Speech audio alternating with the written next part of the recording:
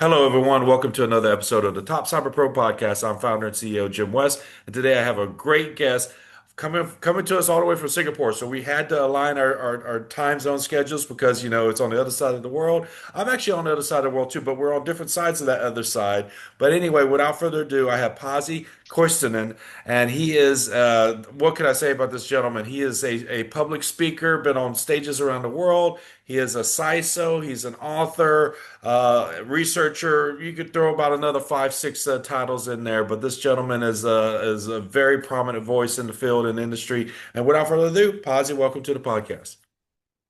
Thanks, Jim. So flattering. It's a real pleasure to be here. So Pasi is kind of on the forefront of a lot of different technologies, and we're going to get into those in a second. But beyond the cybersecurity research, he also is an expert in AI and machine learning, as well as crypto. And a lot of folks, when it comes to folks that touch anything in fintech or crypto, they have so many questions. And I know Pasi, we're going to have some discussions on that as well. But really, let's just get started about. Could you tell folks a little bit about yourself? Because I mentioned a couple of things about you, but could you maybe give your own introduction? And what are some things that are exciting to you or that you're passionate about within your career? Right, where to start? Yeah, so I'm a naturally born geek or nerd, whatever the difference may be. Since I was a little boy, I'm always interested in computers and such, and very early on got into, I don't know, back then there was no word cybersecurity, but security aspect of it. Maybe it was hacking before it was cool, and started doing it professionally about 25 years ago, and I've been at it ever since then. My interests have been recently turned into towards intersection of cybersecurity, crypto, and AI. Studying also AI within a U.S. university in a doctoral program currently. So I'm putting a lot of my brain time into that aspect that everybody's talking about at the moment. So we also hear about other emerging technologies like quantum computing. Every big tech company's got their chip that they're published some reports on, and then you have some other people like assuming that like Amazon's bracket, quantum as a service is going to be what really drives that market. From your perspective, what do you see with that emerging technology, or maybe other emerging technologies that people aren't talking enough about Right. yet? What do you see from your perspective? Well, specifically for quantum, I think we're still in the early nascent days of the whole technology. I remember it was the year 2000, and I was working with PKI, public key infrastructure, encryption, that sort of things at that point, and we were talking about quantum computing risks 25 years ago. Mhm. So we're still at it, and the practical applications are still waiting to come out. So I'm a practical guy in a way that, well, if you can showcase that something is practically possible in security, then people have to act on it. But when it's still theoretical or limited by laws of physics or Mhm. limited by whatever compute power or innovation or engineering, then um, maybe the wisest choice in my mind is just to follow up with the latest developments. Basically, in physics, it's still on the table of research Mhm. and very basic research. Like, how do I get so many qubits synced Mhm. up and tangled with each other and not to decohere from each other uncontrollably? So I think there's still major hurdles ahead of us. I can't give you an estimate like how many years. Everybody asks like how many years. Yeah. So, but I think we are going to see it coming. When people are factoring bigger and bigger numbers, we still have like years time until it's going to be a real threat on the table. And then whatever we have in crypto, let's say cryptocurrencies, we can fork those projects, implement maybe better TLS signatures on internet security side, TLS protocols from NIST and so on that are quantum resistant.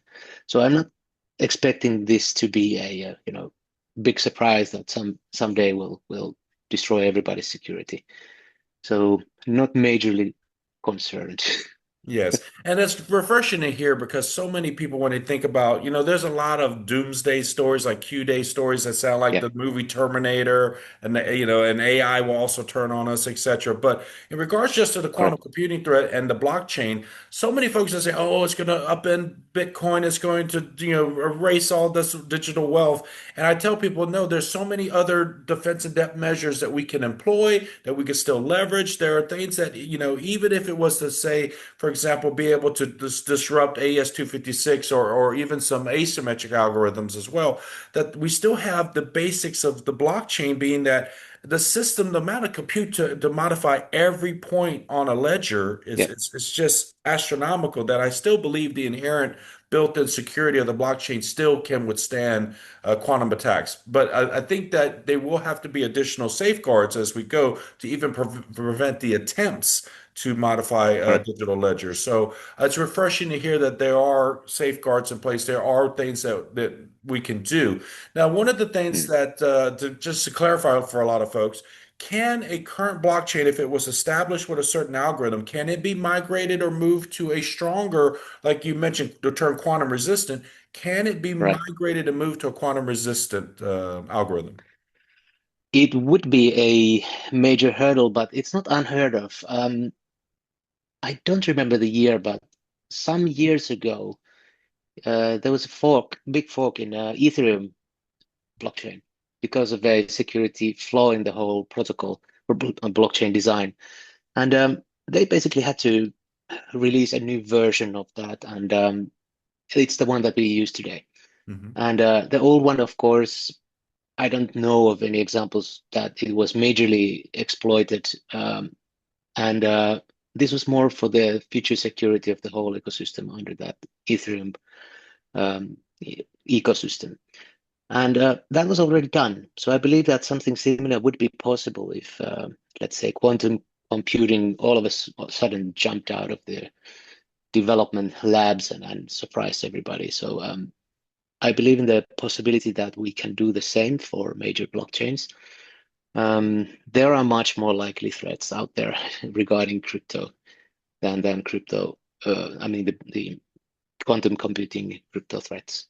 Yeah. And I think a lot of folks are also under the misconception of when we think of data and hacks and breaches, they don't understand Mm, that sometimes the hack and breach comes from either a subsystem or a part of the system that's in between the like the ledger itself, the platforms that trade on that ledger. And so I think a lot of people yeah, group them together don't understand that sometimes like cloud security, just not to go too far off topic, but that sometimes your data sits in the cloud, but there's a subsystem that gets compromised that ends up creating that opportunity for data breach, not the actual yeah, cloud itself. So same thing with blockchain. A lot of folks say, "Oh, but what if the blockchain gets attacked?" Well, sometimes it could be the broker or the platform. Let's say Coinbase has an attack through some subsystem, and that is what the breach was caused by, not the actual failure of the blockchain. So I think a lot of folks need to just get a little bit better informed when it comes to that.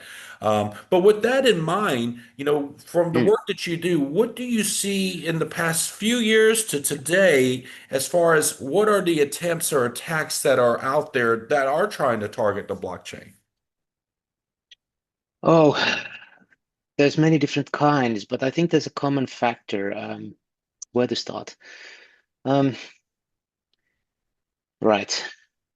So if we think about the ecosystem of anything with computers and humans, it's like a layered cake. If you think of a pyramid that has Yeah. these layers of security. So at the bottom, there's a guy sitting on the chair who's the user using all the computerized technology. And I think everything that we have done on the basic things like taking care that your endpoints are secure, your cloud is secure, the infrastructure, then how do you configure your cloud integrations with whatever you're using? It's a mesh network actually these days. Hmm. Hard to run anything without interfacing with so many things and going up and up and up. Eventually, there's the maximum hype layer of quantum computing or whatever. Hmm. And people often forget that the attacks are most effective when they are still hitting the lowest layers of that security stack. I would think of it as a stack. We usually talk about stacks when we talk about technology, but in a stack of cybersecurity, user comes first. So I would say in the world of crypto, 99.999 something percent is still based on deception of human. And Yes. then that remaining smaller portion is technical on the upper layers. And of course, we get a lot of press on things like, let's say, uh, Bybit was hacked some time ago and earlier this year, and 1.5 billion was stolen from that exchange. Big deal, yes, but it was successful basically because they were able to fool the human into doing a silly thing and not breaking anything in encryption, not breaking anything in the security controls like the wallets that they used. So again, I always come back to this that if you can fool the brain that's using the computer, you don't have to hack it. Yes. I like that. So, what's some of Yeah. the research that you do? Obviously, you do a lot of research around the crypto world, but there's also, Mm. AI is everywhere, right? Every conference I've been to in Yeah. the past 2 years, 8 out of 9 topics or 10 topics is AI machine learning. So, in regards to the merging of like cybersecurity, crypto, and with AI machine learning, what that convergence, what are you seeing from your position? And obviously, you're very well plugged in. So, what are you seeing? What are the pros and cons of this convergence as you see it? Right. AI is a big deal, and then again, it's not a new deal in a way that it doesn't come up with new cyber attacks on its own, but it does make everything faster and scale things up in unimaginably. So, and not just in quantity, but also in quality. Hmm. So, what we've seen so far is, of course, AI has been used in good purpose for Yes. a intentional business purpose or personal benefit. But then again, the attackers are also using it for nefarious purposes. And what it does from the attacker side, it allows, let's say, mediocre skilled attacker to, first of all, perform attacks that they wouldn't have skills for earlier because the information will be available through the AI technology, and it scales up as well. So they are able to perform more complex attacks that are more demanding, and they can scale it up. Let's say instead of spending 2 days doing reconnaissance of people and systems in a certain company, they can now do it in 15 minutes. After which they can say that let's take those 3, 4 other companies as well, maybe financial institutions, and do let's say a phishing campaign to all of them and target only those users with prompts that are designed to be unique, personal, free of errors, with very nice HTML layout, emails, and a lot of people are falling for these. And AIs don't, in a way, come up with new things Hmm. to the toolkit of the attacker, but they offer a huge democratization benefit, a leverage Yes. for the attackers. So I think that's what's very asymmetric now, and companies are seeing this as a increase in hacking attempts, increase as in phishing attempts, in support tickets, hacked users. And if you think about the world of crypto, a lot depends on the end users themselves because they have a belief that your key is your crypto. Who's in charge of your security? Well, you alone, Hmm. and not the exchange or any centralized body, unless you use a custodian. So all the attackers need to do is find those poor people and then target them, and that might be the end of the story for too many crypto users. So I think the role of the AI here, again, democratizing skills wise, uh, giving new tools to the attackers that didn't have the skills all the time or tooling before, then it increases or improves the quality of the attacks. So no more of those emails that have errors in the spelling and Yes. funny Typos. layout. They might actually be better than the official ones from the companies, and then the number of them is way larger. So I think that see that this is actually going to be a big problem. Then there are some specific, very narrow areas where AI is coming in, like deepfakes, Mhm. voice, audio, combined with phishing very creatively. So not just one factor, but using voice Mhm. and facial image. I'm not sure if you actually there. Yeah, exactly. You know, it's funny. Before we started recording, we were talking about all, one of the words I had brought up was authenticity with the blockchain, and that I still believe Mm, that tokenization is a major step towards that kind of that authenticity that we all crave in life, right? I said a few years ago when COVID happened and the world shut down for a while, that live streaming really took off because people wanted to connect with reality, not reality TV, because that feels like fake, still and right. scripted, but like real people doing real things in real life. And sometimes we see people like wearing a Rolex or driving a Lamborghini, but then we don't know, is that really real? Are they renting the car? Did they buy it? Like perception of wealth, perception of status. And I think that now we have deep fakes and before it was just Photoshop. Remember back, just a few years ago, if you had a picture like with like Michael Yeah, Jordan or Donald Trump or whatever famous person in the world, people are like, oh, that's Photoshop. Now, like you said, deepfakes, you can have full videos. You can even, we within a few years, we'll probably have full motion real time video where I can have like, Elvis Presley come yeah. on camera while I'm talking to you on a stream, and it would look like Elvis Presley in the person. I believe that's going to be coming soon. So I think in our near future, people are going to crave well, how can security or how can technology give us an authenticating factor where we know it's real? Like when we go to buy a shoe in a shoe store, how do we know that that's a real Nike shoe, not something made in China or some other country Mm, that makes counterfeit goods? And I believe that the blockchain is a technology that Nike could have their own blockchain, and then they would be able to track with the shoe, kind of like when you go to like a celebrity or sports memorabilia store, you look for that yeah. signature, and you have these people that have a certificate of authenticity. Well, that paper could also be manufactured or forged. But I believe if Nike had their own blockchain and every shoe was tied to an address on a blockchain, I think that would be the future of authenticity, and I believe that function or capability of blockchain has not been really truly utilized yet, other than verifying people wallet addresses or addresses that are part of that blockchain or part of the transactions on Mm. the blockchain. But I believe that could still be used for luxury goods or even things like a driver's license, right? I believe in the future that maybe even carrying a driver's license will become obsolete eventually because then, if we all have neural links in our brains, the officer pulls us over, they immediately know who we are. They can check to see if our license is valid on that blockchain. But that's what I believe. I believe we have a future where blockchain is going to become even a bigger part of our lives than it is today. Because right now, you mentioned blockchain to people, the only thing they associate it with is crypto. But I believe we have a future where all digital records or records of any kind will be on a blockchain somewhere. What are your thoughts on what I just said there?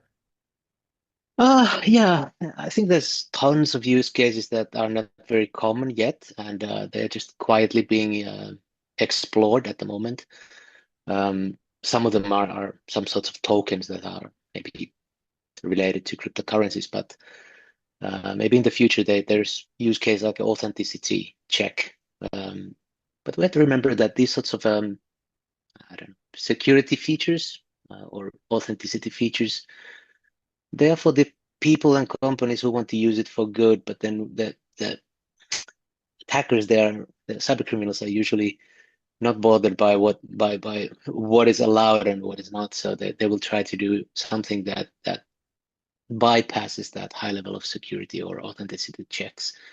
Meaning, if you are reading a QR code on your tennis shoe, maybe they would replace it with something that opens up something malicious on your mobile device Good point. or or they always do things that you don't expect them to do. We call it as a misuse case testing or misuse case development, meaning that there's one use case probably that you're having in your mind when you implement something like this, but attacker has nearly infinite number of misuse cases that they can do around that.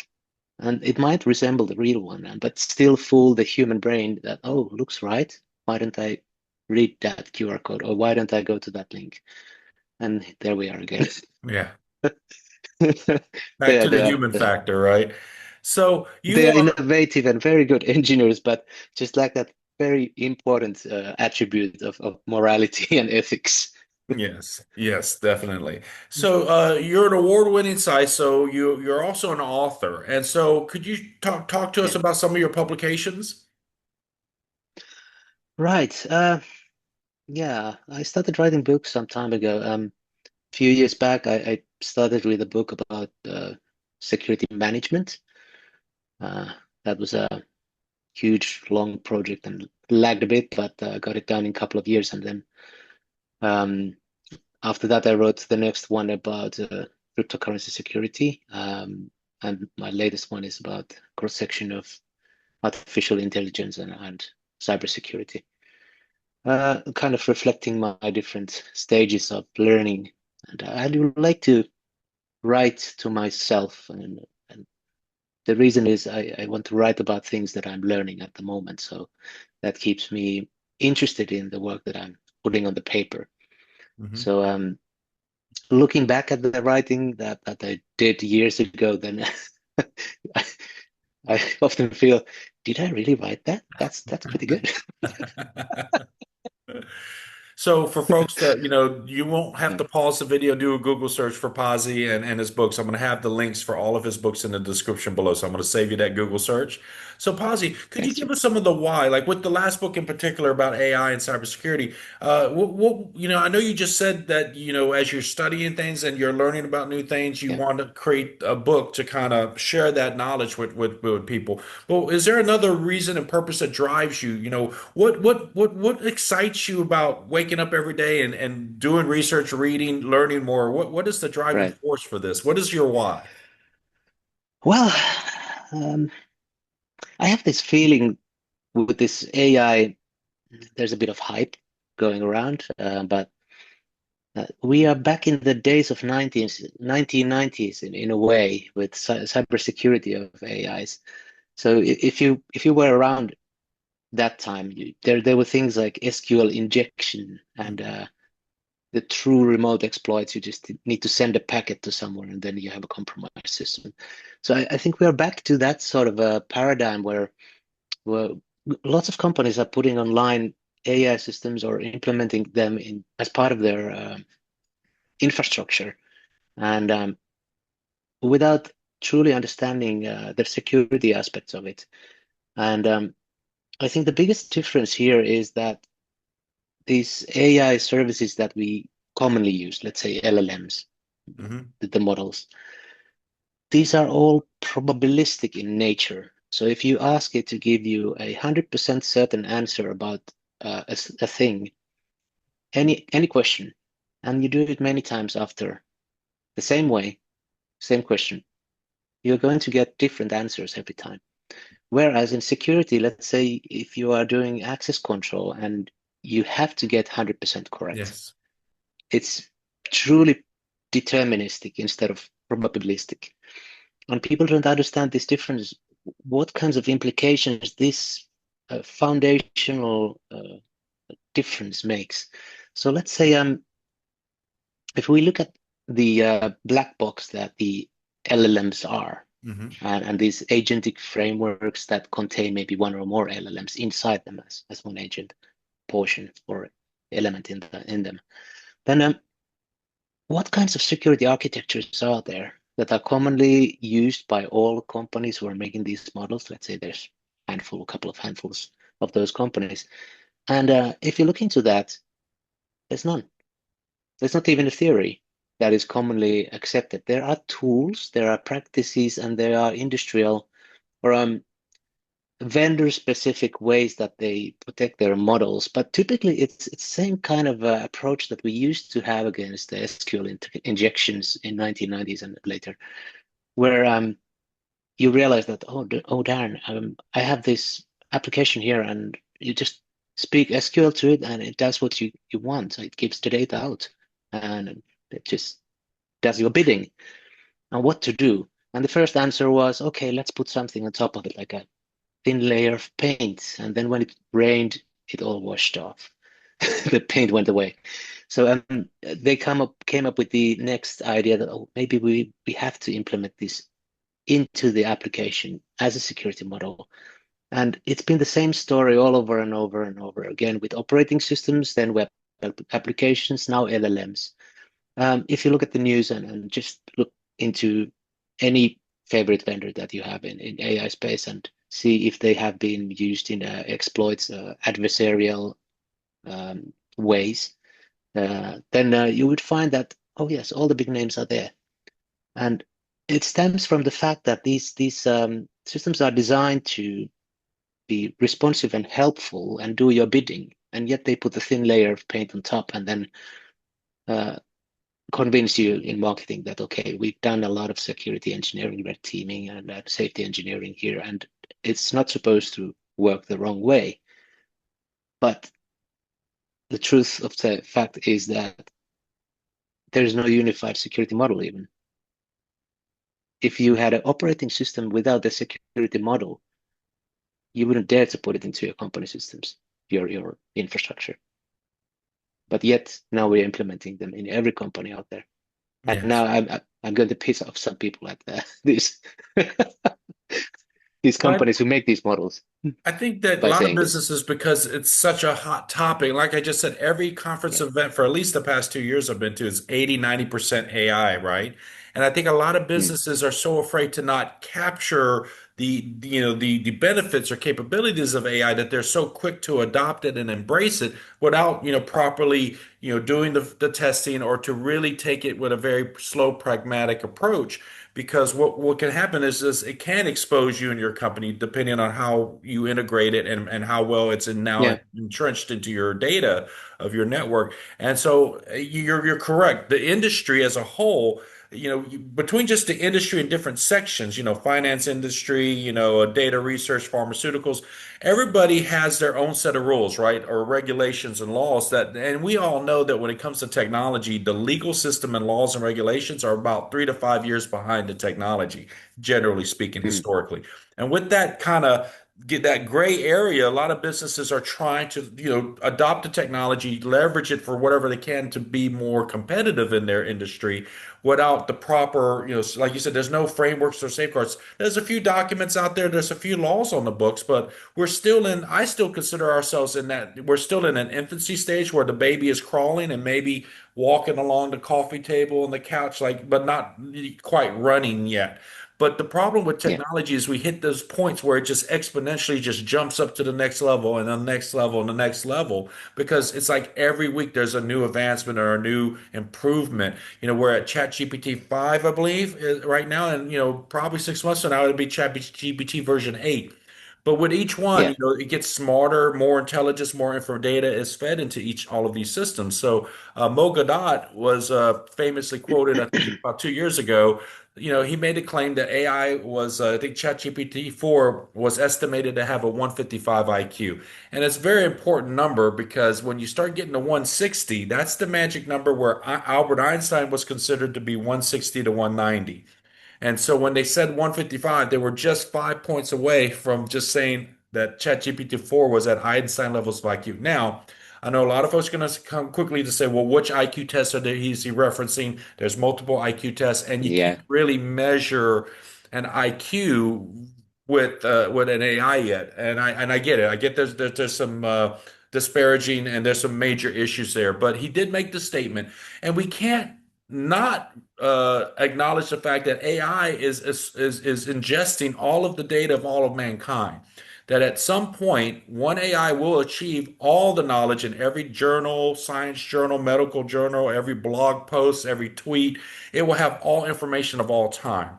And that AI, once it has all of humankind's knowledge, is going to be smarter than any person on the planet because it has every fact, every data, every ingestible data point there is. Mm.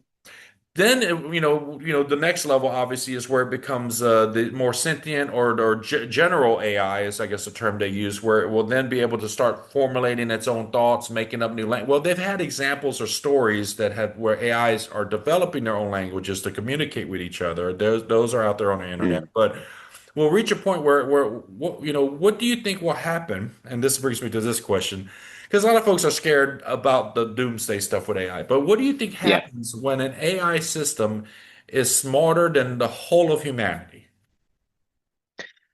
Well, maybe I should backtrack a little bit and just kind of give my general take on this. So, what keeps me worried, or what am I worried about in AI? It's not the AGI singularity kind of risk that I'm currently most worried about. Um, like George Hinton, Jeffrey Hinton, the godfather of AI, is often Hmm. quoted in this aspect. And I'm not saying his concerns are not valid, but currently I think we have a more pressing concern with people who have evil agendas who use these AI systems. It's still very hard to say how many years of development it's going to take, and whether these AI systems will ever come up with their own volition or their own agenda or goal settings that turn out to be harmful for humans, and whether the companies who build these systems are able to build safeguards in them before that should ever happen. So I'm not going to do any guesswork in here, but I'm concerned about humans doing things with these very capable systems. But I think Hinton said, I think it was in a Royal Institution lecture just recently, a very smart thing that if you have similar AI systems all across the planet and they are all attending different lectures, and this is the same model that is listening to what the teachers are saying, and let's say 100 different lectures. Um, so they are learning basically, compared to a human, simultaneously data that is possible to replicate between those models instantaneously. So one of them learning in one place gets that all information disseminated with all of the other models. So it's all usable across. And that's a big difference compared to a normal human being who can only attend one issue, one lecture, and learn one thing at a time. So the acceleration is real. That concern is real. And I'm not saying that the economic and societal aspects of this wouldn't be very real. And of course they are. But I also believe that we've gone through big upheavals of technology and societal changes during the last couple of decades that are also very impactful, but they were all, well, somewhat overblown. Let's say when internet came, it's like somebody invented a printing press. Then the mobile devices came and made it available in every country for every person in the planet. And now we have a capability, a AI system that is able to connect that maybe a child in a third world country to a system that can answer anything on the planet and give you an immediate answer that is probably about right. And then I think that is going to be a big change. But what does it to do to economy or our society? Perhaps it's not going to change things as fast as we think. Um, I believe myself that there's going to be a transition period when people are realizing that yes, it's a big deal. Like printing press was a big deal, but it took some time. Yes. Or internet, it took some time. Same as mobile phones. I'm from Finland, where Nokia was from, so early adopter of those brick At phones. the forefront of telecommunications. Yes, yes. At that time, people were laughing at me at times because I had a mobile phone. What are you doing with that silly shoe phone? Nobody's going to do that. But here we are. Yeah. If you ask from people, how many hours per day do you think people are staring at these little mobile phones in 20 It's, years' time? it's a lot. Everybody would have been wrong, Yeah, it's been every very single wrong. one. So, So what, yeah. Paz, not to interrupt you. One of the things you mentioned was about how AI and just knowledge in general, the internet has been kind of a great equalizer as far as the playing field of economics or just education. Let's just to say information Mm, education is that the internet bridges that divide, right? Like if you was previously years before the internet, if you was in a third world country, your access to the same information and knowledge as the rest of the world was there was such a digital divide, right? Yeah, So the internet bridged that divide because now anyone anywhere in the world can get to YouTube, can get to, educational sites, can do distance learning. Even COVID augmented distance learning where people did more online degrees and studies. And so now knowledge sharing, there's everybody's now empowered with a phone or mobile device where they can record, put information on the internet, put themselves like, and even AI is now helping people write books and create more content. So yeah, here's where I have a concern, and I know there's been a few people that made a few blog posts, and if and folks, if I do find, I'll try to put those blog posts below. But talking about the future, the upcoming new digital divide. So when we talked about before, without the internet, without technology, there was a divide in the people that had access to it and the people that didn't, right? So there was a digital divide. But the mm, internet and the cost of mobile devices, because you said it was a shoebox at first, but then it got smaller, smaller, and cheaper, cheaper. You can get a phone for probably like $50 so I can get to the internet. yeah, But now, and now Chromebook, Google made the Chromebook and made these, less than $100 laptops so that people in impoverished, socioeconomically disadvantaged countries can now have people getting access to the information, and information is power, right? But now mm, there's few people out there that are worried that we're going to have a new digital divide, that once AI system starts reaching a higher competency, or I don't want to use the word integrity, but when you mention about you can ask the question 100 times or thousands of times and get thousands of different answers, right? That when we reach a point where AIs get more, I guess the word I want to use is fidelity, but consistency is probably a better word, where the answers are more consistent, meaning that the systems get trained well enough to where the answers, like 99.9% of the time, it's going to give you the correct answer all the time. Once we mm, reach that level, wherever that mark may be, whether in the future time or version of a system, the concern is that the new digital divide is once those systems reach that level of competency or consistency, is that the pay to play or the pay to access will start being implemented, meaning that those systems will say, hey, if you want to use ChatGPT version 5, that's free, but to go to 6 or above, those have their pricing tiers, and that may actually create a new digital divide because then mm, the best AI systems will be able to pay to play or pay to access them. When they talk about quantum as a service, now AI as a service will become this thing that only the Fortune 100 companies can access this top tier level of AI information, and then so on and so forth. So basically, how much you can afford to pay will relegate potentially what level of information consistency or quality of information that you get.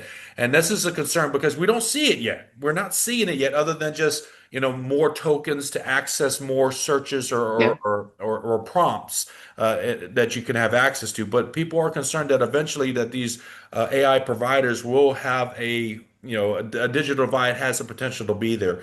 What do you see so far? Do you see any of this, or do you have any concerns about this? Well, I do believe that at the moment it looks like in the near future money will buy you better quality, but I'm not sure if it's a decisive difference, yeah, as compared to the free tiers or what you can do without paying megabucks for it. Yes. Um, there's also the other trend, which is that these systems are on the large language model side they are growing in parameters. They're getting bigger, but at the same time, they're also getting more efficient. So if you compare the previous versions of OpenAI's model versus DeepSeek's model, there was a moment in the history when DeepSeek came up with the innovation that multiplied the efficiencies. And what happened next is that the next vendors implemented similar kinds of efficiency measures. And this has been happening on and on and on during the years of AI development. So I believe that we have these different kinds of metrics that are tied to the efficiency and compute power. And if you look at these graphs and just try to get the mental grasp of it, every year this mobile device is a little bit more efficient. Every year the same AI model can be done a little bit more efficiently, or maybe not every year, but every few years there's an innovation. And even now it's totally possible to run a small model locally. And I believe that that's going to be the next stage, of course, that you can have a small helper locally Mhm. that actually doesn't need to connect to cloud or retrieve a lot of information to get simple things done. And maybe if you need this larger, massive models, then you might do it for another reason. But I think the evolution is going to be towards democratization of these access to these models in the long term. Even now, if you go to the internet repository for AI models, Hugging Face, there's tons of different projects and models, even open source ones there. Mhm. Uh, you can just download it for yourself if you're a developer and start doing your own AI development, and pretty good ones too. Some of them are Olama, so from the makers of Facebook, Yep. and I can't really say that they are low grade models at all, Yeah. but just saying that if you have the skill set and if you are able to install something that like that more locally, there's no need to pay for anything or access any Exactly. So external yeah, service. in-house in it. Yeah. Yeah, So yeah. recently there was some announcements in the news of Facebook Meta building some really large data centers, like in Louisiana and a couple other locations in the States. And when you look at the size of these data Mm, centers, they're the size of almost Manhattan. There was an image that showed like an overlay of a data center over Manhattan, and it was a pretty impressive data center. But this brings about a yeah, thing that I don't think enough people are talking about. With all of this explosion of AI everywhere and more systems coming online, more newer versions, etc., and more people using AI, that mm, there's now a concern that I don't think enough people are talking about, but energy consumption and power, because to run these computing, to run these data centers and to run all of these prompts, these I'm assuming it's probably tens of billions of prompts a day, considering there's about 7 8 billion people in the world, and some people use must the app be. more than others. But this takes a lot of compute, and so from Yeah, a concern over power.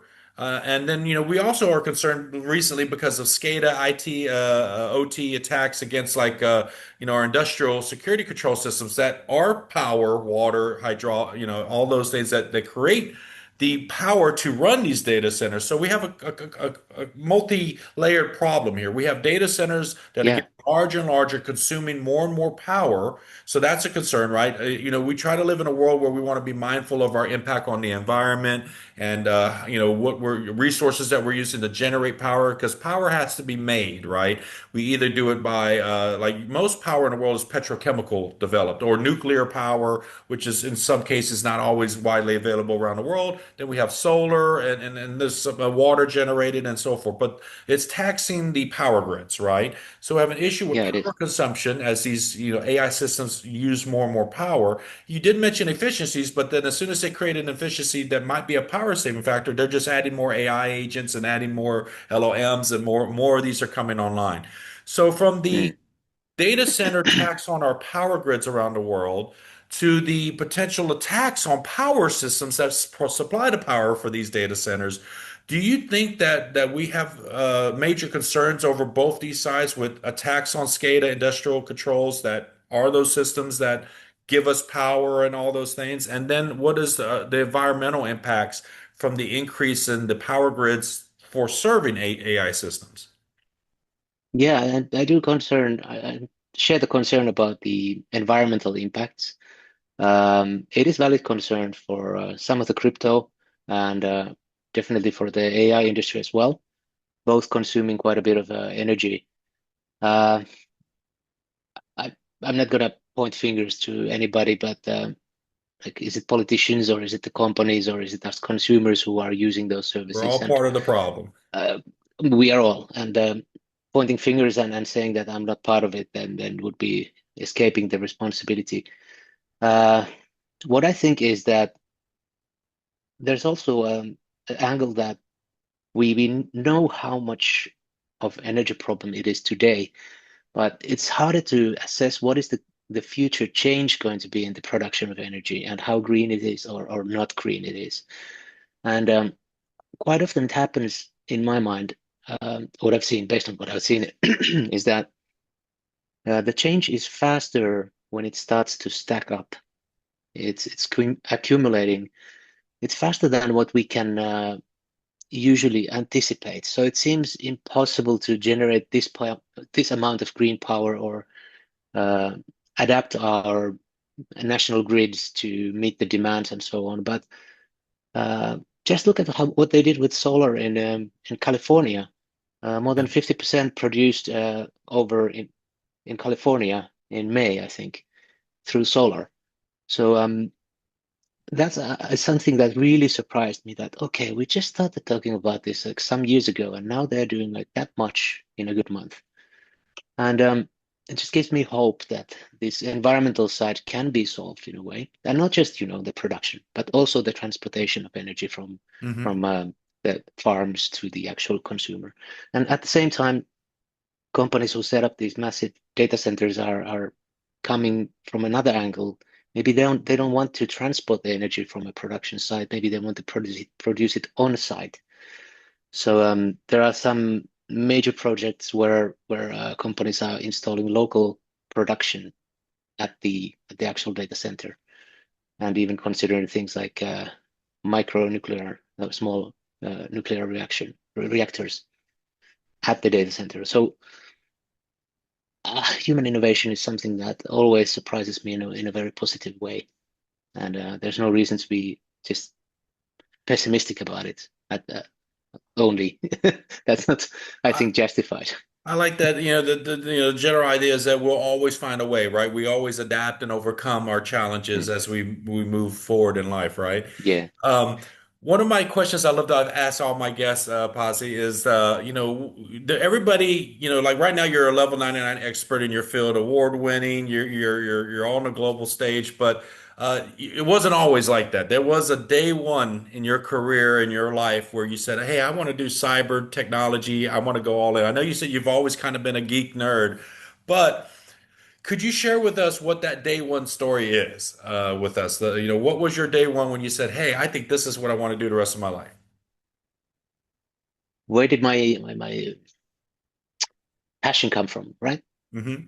Yeah, I think it's very similar to many other guys in cyber. So, you know, uh, learning what's hacking about, uh, that it's not breaking into systems. It's about finding interesting ways that technology works, Hmm. but it wasn't intended to work that way. And back in the days, it was, I think, early 90s, the first days of Microsoft DOS and Microsoft Windows, and even before that. Um, so I guess it started from the realization that there's these things that people have been writing. They call them viruses. And then there's these companies, a very nascent small industry popping up that says we have antivirus. And I was like, wow, that's new. I've never heard about that thing before, antivirus. Why would I need it for my MS-DOS? And they Yeah. actually sold that thing. So there was antivirus company selling that thing. And then there was this BBS, bulletin board system, telephone, modern kind of world before internet became Hmm. popular, where you had to make a line call, maybe Hmm. sometimes even overseas. And some of those BBSs were specialized in these hacking themes and selling these malware samples Hmm. to people who wanted to use them for bad. And then there was a class of people who went in and also purchased or got the copy because they were such cool guys. And then they sold it to these antivirus companies. And I had a kind of a close visibility into this world through some of my friends in my early youth. And I think it was very fascinating to see it happening. Of course, these days Yeah. things have accelerated a little bit since then. Yes, of course. I bring this Yeah. up every now and then with my guests. I have one of these on my desk, and then of course one of these, and how there was even one that's the Oh, size of wow. a record album. If you can ever get your hands on one of those are definitely a relic. That's the You know, real you know, floppy there. Real floppy, 5 1/4 inch there. And so, you mentioned, Windows DOS, even before it was a Novell NetWare and Novell Yep. Networks. And of course, you don't even hear Novell anymore. But just like the antivirus, it's like Norton and McAfee. were real early ones that were very commercialized, and a lot of companies used them. And like I think Norton's not even in business anymore. I know McAfee's still in business, but Yeah. even antivirus companies who or companies that were early on in the 90s, they had to, again, when we mentioned the whole adapt and overcome, now, and we know antivirus is not enough. I mean, it's a basic necessity to have antivirus, but now it's usually married up with like an IDS or a CM or Mm. EDR type of tool, because now they had to either augment their, the coverage of the attack surface, if you will. But it's been interesting to see how technologies have grown, even converged together. Like earlier, we mentioned the convergence of cyber, crypto, and AI, how they're coming together. Mm. Um, And so, you have to remember those were entirely different days. If you asked anybody, they had no knowledge whatsoever about these things. oh yeah. The terminology was new, and there were no laws about it. So, Hmm. so we we take it as granted these days that okay, that's definitely illegal, that's bad, or that's Yes. good. This is what you're supposed to do. Back then, nothing. It was all under the title of or theme of just programs, software hacking. Hmm. Um, since it's not illegal, these guys are doing it over there in that evil BBS, selling their malware. These days it would be criminalized, but not back then. Well, And I then the think, laws came as a response. as a response. And as I mentioned earlier, Yeah, even with emerging technology, the laws are usually 3 to 5 years on average behind the technology, right? correct. And even more so back then, they try to modify or amend laws they already had on the books to try to fit into the IT world. So, for example, the Privacy Wiretapping Act was only focused on telephones, right? But because modems used telephone lines in the early days for the internet, they tried to modify those laws or amend them quickly to try to catch up and to have a cause to arrest people, right? Back when people were doing Mm. freaking with a PH, freaking was Yes, where they were, using making international calls for free, bypassing the safeguards of the telecom providers, right? And so this was a big concern, but they had to modify the law so that they could prosecute these folks that were doing, unethical. They were definitely unethical, but they weren't illegal necessarily until they amended the laws. Same thing with computer fraud. There yeah, was already like fraud acts, but they had monetary thresholds. So then they had to, raise threshold. I think it was like $5,000 if you caused more than $5,000 in damage. Which, if you think about it, back then a computer could easily be $3,000, $4,000 in the early days. yeah, So just by compromising one computer, you pretty much will met the threshold. But they had to amend laws and the dollar amounts. Nowadays, the dollar amount, I mean, you do anything that cause anybody damage, just a lawyer fee is $5,000. So, sometimes the laws get mended quickly just so they have the reason or the due cause to take someone and prosecute them. But now, even nowadays, it's insane how that you would think that over 20 plus years, the congressmen, the lawmakers, not just in the US, but in all countries, would be so well informed about IT and the technology that they would be able to make laws and changes much faster. But yet, because of parliamentary procedure and due process and the systems that they're still based on are systems that are hundreds of years old. Those systems still haven't adapted themselves to meet the pace of technology, and we still see what in vulnerability management, we talk about a race condition. The day that the mm, vulnerability is discovered and the day the patch is, well, I'm sorry, the day the patch is made and then the day the patch is implemented because it's not the same for everybody. yeah, Not everybody can install the patch on day one. So you have vulnerability discovered, manufacturer makes the patch available, and then the patch is deployed. That's a race condition. And then in each one of those stages is an opportunity for attacker to compromise the system. Same thing with sure. laws. Companies are going to leverage technology and information to the best that their business can leverage it so they can be more competitive than their competitors.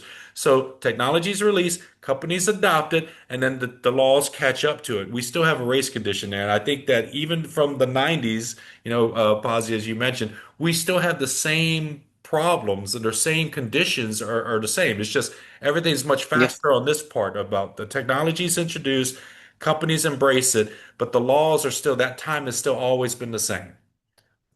and now we are seeing I think the time squeeze coming in with the AI.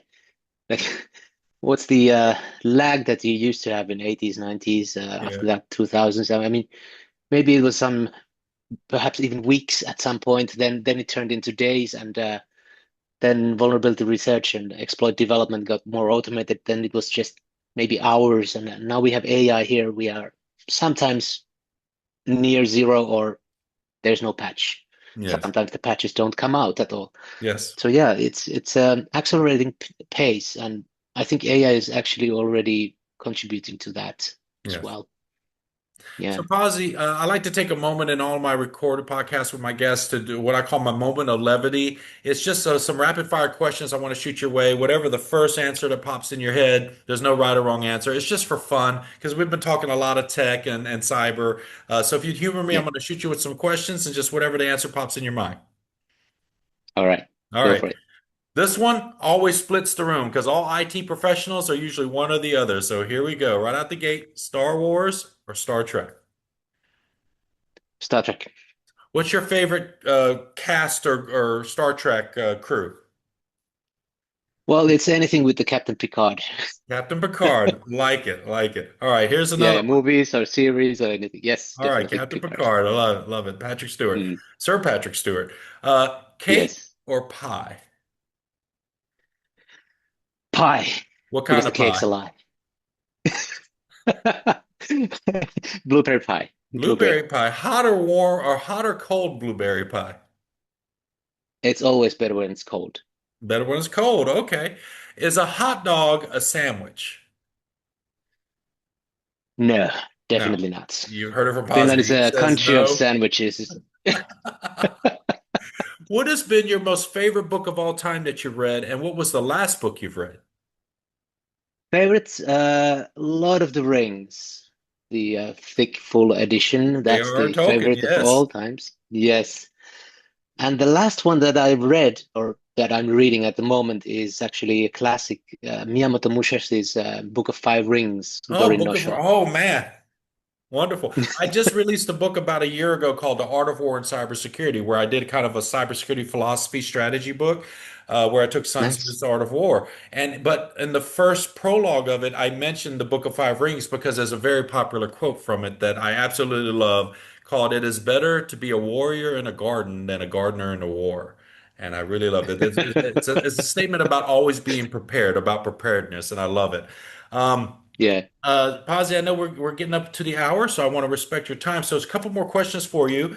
Is a lot of sure. us that are busy and are demanding careers, and obviously with the multiple hats you wear and the great work that you do in industry, we all try to find some time to carve out in our lives for nonprofit, volunteer charities, causes that are near and dear to our heart. It could be causes that we donate our time, money, or energy into. But the goal of this question is there a nonprofit charity, volunteer work, or organization out there that's doing good work in the world that you kind of want to shine a light on? Like for myself, some of the projects like Wounded Warrior Project, St. Jude's Cancer Research Hospital for myself. But for a lot of us, we do have these causes that we say, even if we're not directly involved with them, they're like, hey, I do want to mention this one cause. They're doing wonderful work in the world. Is there any of those that you'd like to mention? This couple, I would maybe call them as professional uh, associations. First one, these are boring, by the way, for No, no, no worries. any normal person beyond us professionals. ISACA, Information Systems Audit and Control Association, and then the other one is ISC2. These guys are uh, traditionally well known globally, and they do the groundwork from year to year and disseminate the knowledge. And that's the reason why I'm here too. You have to know and be aware of these risks and how cybersecurity plays a role in everybody's life. If you're not, then you're just going to be another potential victim. Potential And victim, yes. I think what they're doing, they're training and educating and certifying people in tens of thousands every year. And yeah, so I would raise a flag for these guys. Um, of course, there's so many other organizations that would probably deserve to be mentioned too, but these two have been working very, very long time. Love that. So when you mention education, if someone's watching this episode and saying, Pasi, I hear what you're saying about blockchain, crypto, cybersecurity, and AI. if is there any sites or resources or a YouTube channel or information? And if you don't have it right now, if you could get it to me later, I'll put any links you send me, Posse, I'll put it in the description below. But if someone's watching to say, hey, where can I go to start getting educated on blockchain or educated in crypto or educated in anything that we've talked about on this episode? Are they resources and sites that you can recommend for us to connect to? And if you don't know the answers right now, you can send me the links. And folks, just know that whatever Pasi says right now, if he does give me any links between now and I Right. publish this video, they're in the description below. Yeah. Uh, the answer is a bit regional or global. So there's kind of these dimensions, whether you just want to cover the whole planet or your own country. So maybe mention a few. Those two that I mentioned already, isaca.org, ISACA, and isc2.org. So very good sources. And if you take up courses and certifications from those two, then you're certainly going to be acknowledged and everybody would know them globally everywhere. Then you have a little bit of a regional focus on the next two, which I might want to consider. Um, SANS, SANS, Hmm. SANS.org, SANS.org in specifically in the US has high quality courses and resources available. A bit pricey though, Yeah. but high quality too. So high price and high quality, they still work. Um, but they also recognized globally pretty well. Um, but then we have regional different kinds of smaller organizations. Um, maybe I should just mention a few of these. You could go to OWASP, the the open source of a lot of application security knowledge, OWASP. So Yes. OWASP, and if you're in Singapore, you would find local smaller certifying bodies as well. Crest may be worth mentioning. Hmm. Um, and then there's a wide variety, hundreds of certifications. So I think this is very typical of the whole profession, and that it's very fractured after the top maybe Hmm. 10. And not everything is made equal. So if you think about it, like what's worth my time, first figure out what you want to do and then take the course and certification that fits that interest, and preferably the most globally acknowledged one. So it gives you the best bang for the buck or increase in your pay grade. Got it. So, Yeah. Pasi, what's next? What's in the next 6 months, 1 year, 2 years? Do you have another book you're working on? Is there research that you're really involved with right now that you are open to share with us? But what's next for Mm. Pasi? Book-wise, yes, I'm insane again with the book writing. Probably going to focus on uh, next title on a fraud. So not just any generic type of fraud, but something that comes from the world of crypto finance, um, some links to AI and cyber threats, and puts these together. So that's a working title that I'm of big book of scams coming up. Then other things that keeping me busy. I'm still trying to figure out the final title for my thesis. Probably going to put together something like model for AI security. At least that's my dream, that I could shed some light into that side of things, because this is still a subject of a very intense study all across the world, how to secure these models, the AI models that try to please you, but they are always misused as well. So if I can break that nut from any kind of small angle, that would be a big win. Oh, Yeah. wow. And that's a tremendous amount of work, I mean, for your thesis to take on such a really very important topic for the world. So, Pasi, thank you for doing the Yeah. research and the great work you do. Well, with all my guests this season, I'd like to give my guests the final word. So, whatever you want to talk about, it could be tech, cyber, crypto, or whatever hobbies you have. But the final word is yours. The floor is yours, sir. Well, thank you. You surprised me there. I think it's always worth being on a positive mindset, because and have a laugh about security matters and risks. These are serious matters, it's very easy to fall into this negative mindset where you think that nothing's going to come out of this. Well, should I even try? And it's very easy to be on this pessimistic mentality, and I think it's not warranted. If you are aware of the risks and you make your best effort to avoid making mistakes, it's no more dangerous than walking over the street. So I think we should be positive about the future instead of pessimistic. Love it. I love it. Well, Pasi, thank you so much for your time on the Top Cyber podcast and have a wonderful day. Thanks, Jim. My pleasure.